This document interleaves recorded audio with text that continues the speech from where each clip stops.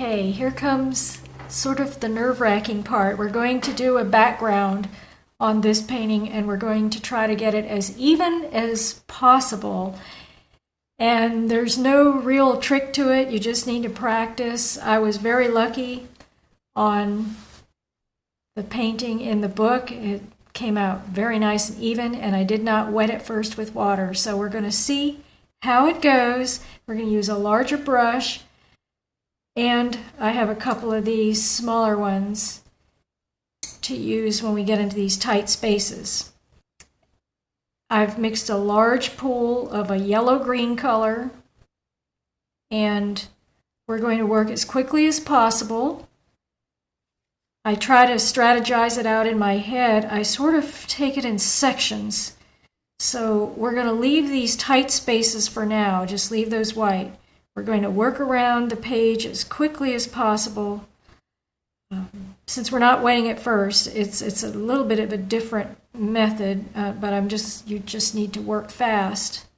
And I'm using as large of a brush as I feel comfortable with, and what you can do the same. So here we go. I'm going to probably start down on this end here and work around, and I'm just going to go quickly.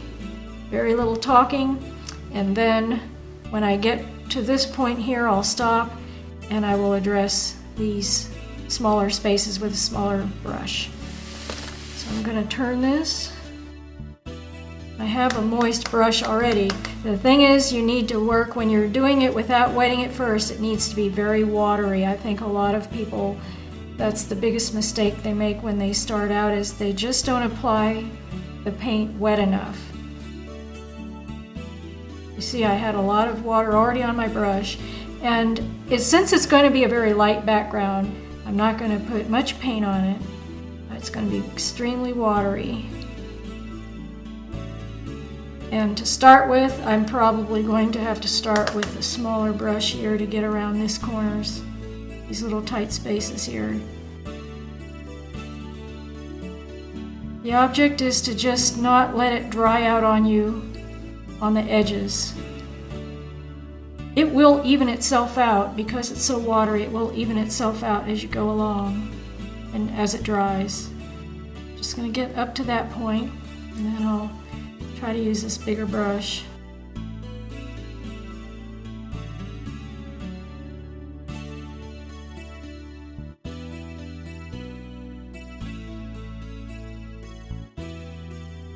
Nice and watery.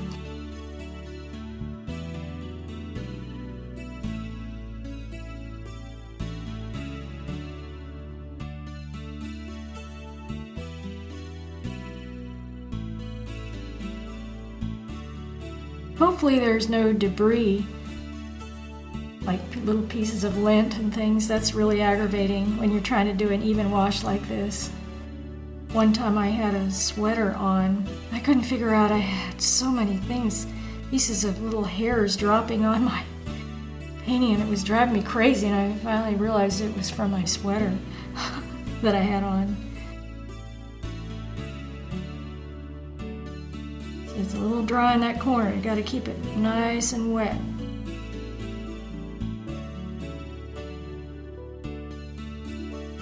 If you decide it's too light down on one end, you may have to start all the way because it started to dry. You might get a problem. It won't be real even. So if you do that, you may have to go back and start all over again. You've got to keep it wet. Otherwise, you'll have some unevenness and blotchiness.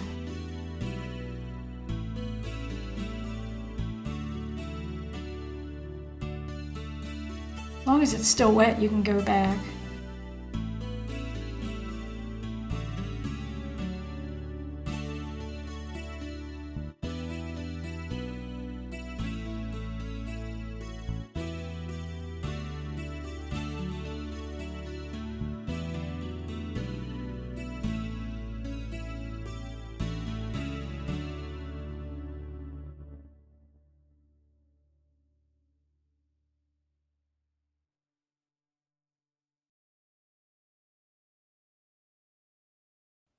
There's a little something right there.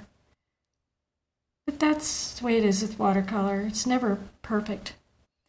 That's not too bad. I'm going to leave it. Got a little dark spot right there, but it's pretty even. It will probably dry evenly and spread itself out a little bit more. I'm going to go ahead and do these smaller areas here. You can already see that it dries lighter than it does when it's wet, so keep that in mind. I wanted it to be real light this time.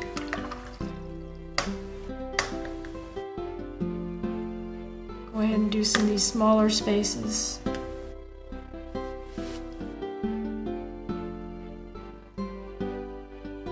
Be careful though, because if it's wet, for example, if I start right here and it's still wet right on this area, then it will form a bloom. I'm going to demonstrate that in the next video, what that looks like and how to avoid that.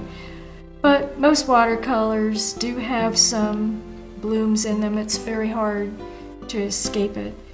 But right here I could see a potential if that's still wet, and if I was to put wet up against wet, it would bloom out this way and it would ruin the evenness of it. So I'm going to wait on that section.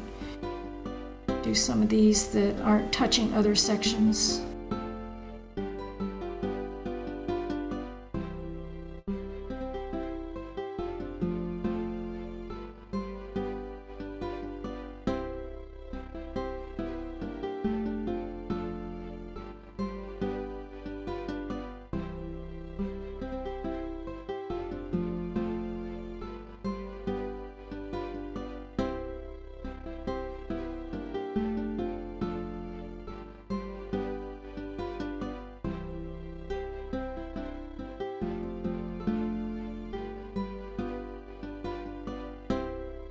Let's try it. Finish it up.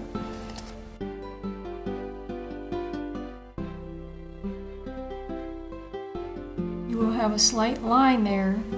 That's why I try to plan it out ahead of time, so that I will have very few little lines where you can see where the two sections started. And that one is not very noticeable right there.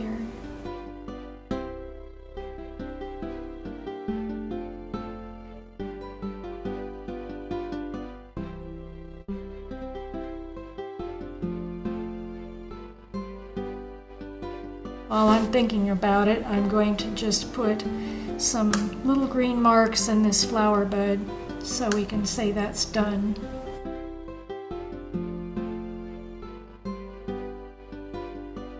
That's all you really need to do.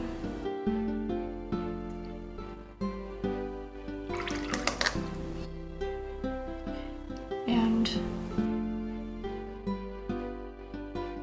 let's go ahead and put a little brown. Bit of brown down in here.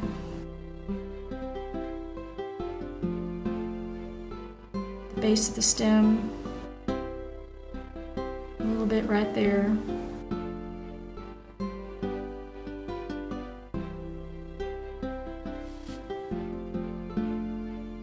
Okay.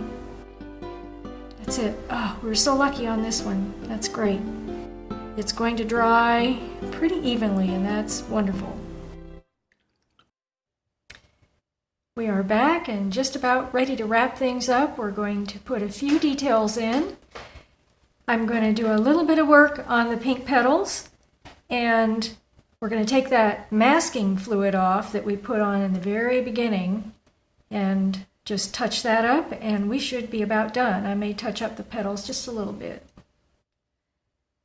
I think the first thing we'll do is try to put in a few dark pink accents along the edges of the petals.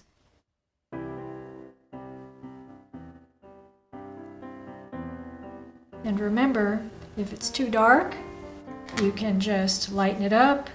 You can either soften the edges, you can wet it again, or dab it with a paper towel. Just going to accent a few of these edges here. See what a difference that makes on that petal there.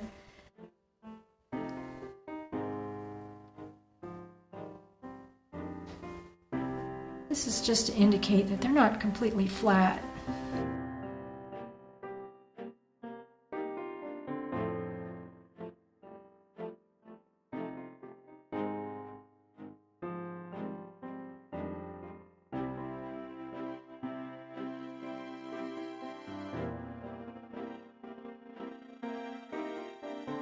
Try not to have any hard edges if you can. There was one area at the base of one that I was looking at, this one right here. I was thinking that needs to be a little bit darker.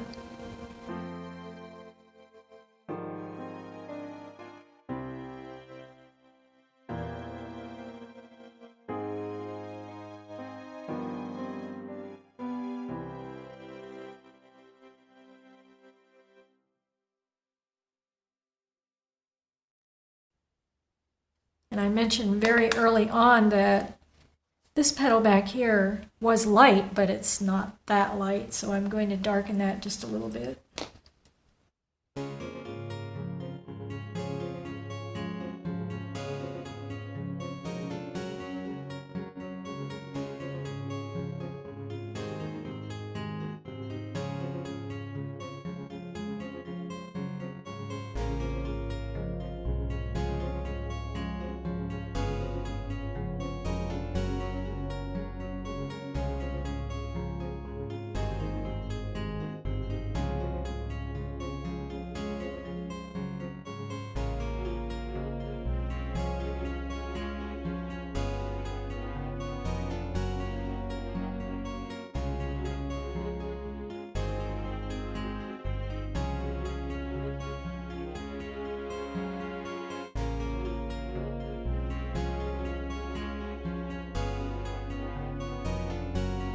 These are very minor little details.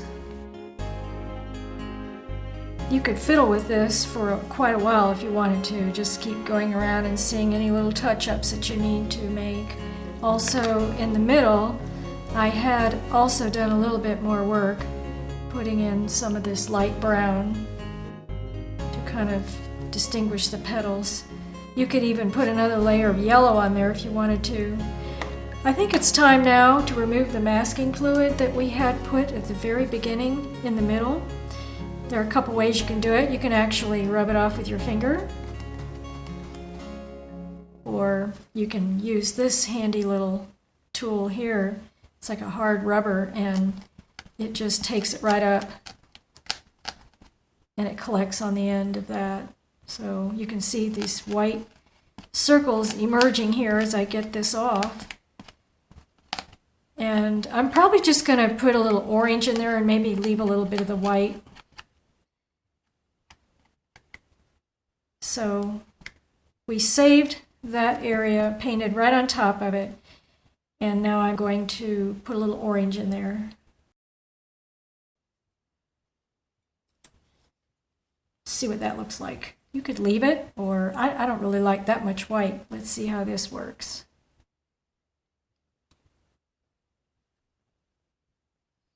Leave some white around it.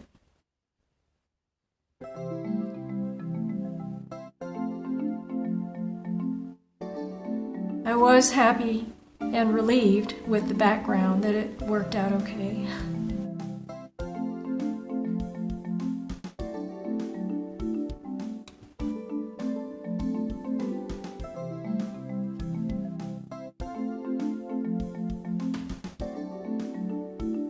Like I said, you can continue to work on this if you want to. I think the leaves are doing pretty well. I might have worked on this one right here. This could use a little bit more work on those veins.